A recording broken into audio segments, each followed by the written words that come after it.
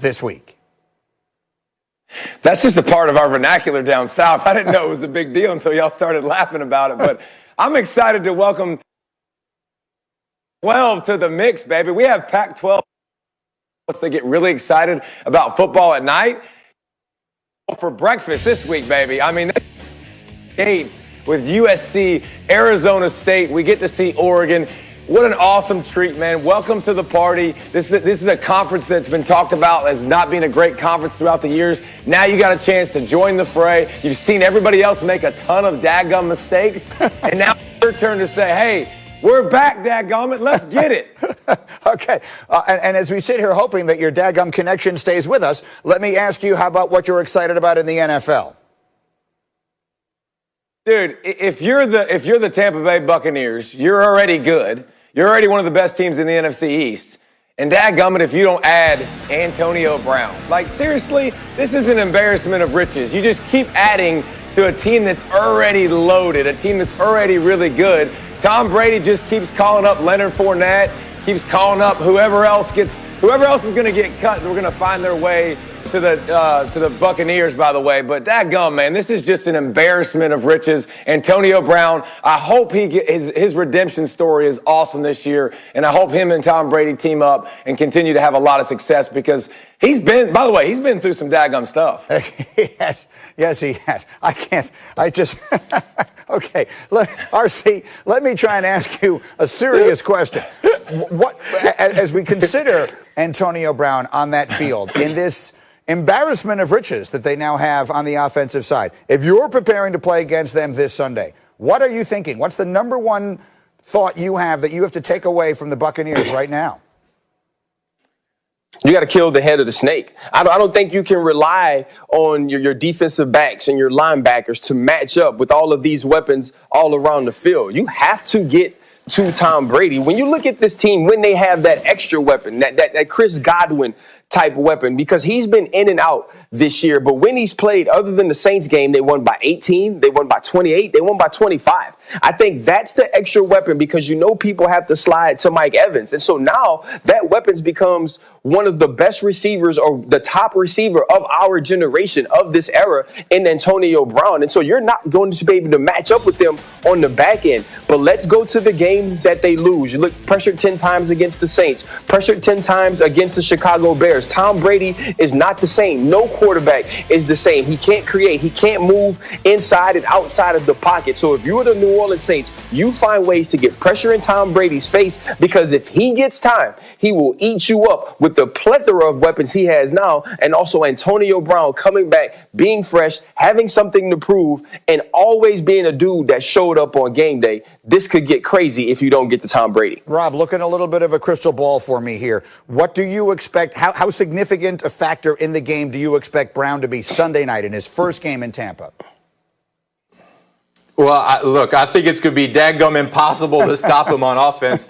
If you're a defense trying to prepare, if you're a defense trying to prepare to go against this offense, I mean, they have multiple weapons across the board.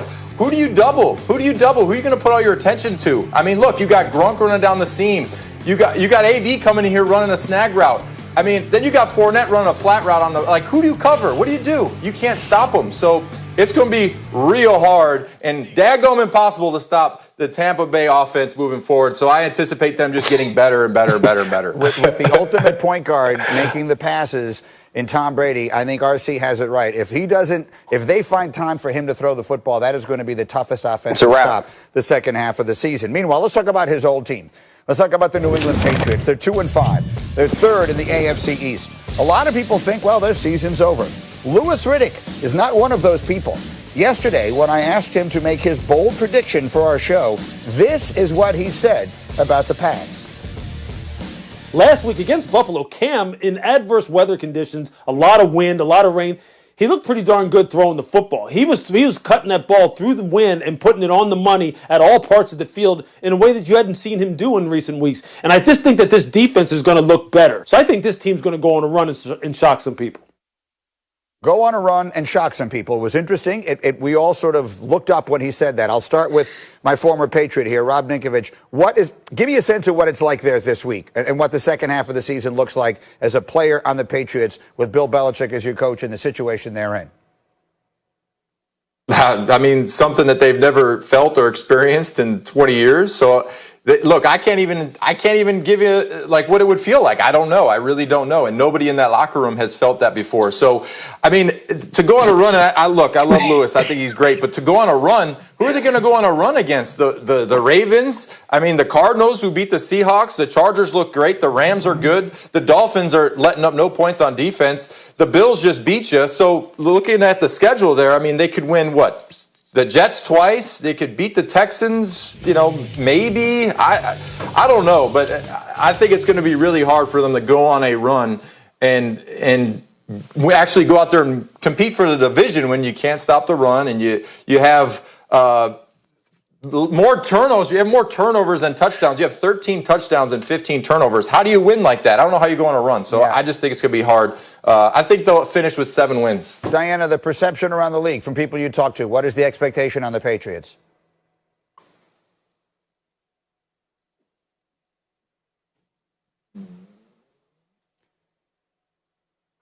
Am I the only one who doesn't hear her? Okay, good. Someone needs to tell me because I wasn't sure if I was the only one. Ryan, RC. I was trying to listen too. Okay, yes. I was like, what? Technology, it just is what it is. RC, Patriots, can they do something to make the second half of the season interesting? They can be better than they were because I actually agree with Lewis and what he was saying about Cam Newton and the way he looked throwing the ball. It was better. Jacoby Myers, Demir Bird. And I also like the little subtle flex we got from Nico over there, though. He said, listen, I don't know why you asking me, Greeny, what it's like in the locker room. I ain't never lose like that as no Patriot, but y'all missed that.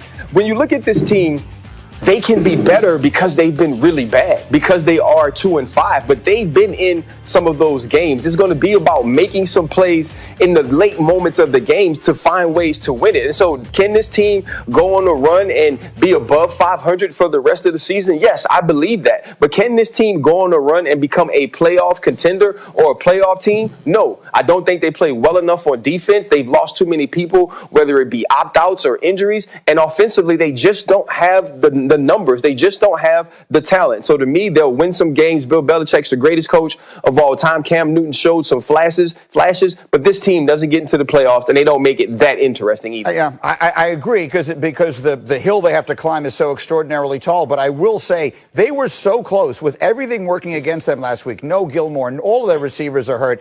If Cam doesn't fumble that football, they're going in to score and win that game. Right, Rob? I mean, you've lived that on that team a million times. 15 seconds. If he doesn't make that fumble, they're going to go and score a touchdown and win that game, and the entire narrative of the season is different. Did you feel that way? Yeah, but it didn't happen. So that's it. Like, look, it's so hard for me to say if this happened.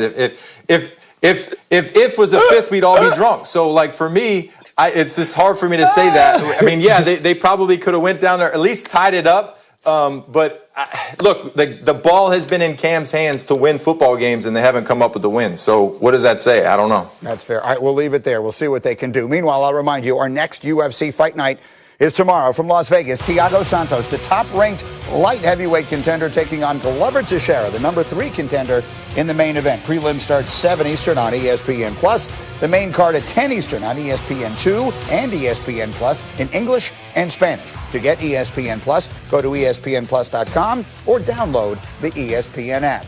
Coming up, I had told you this guy was going on a scorch.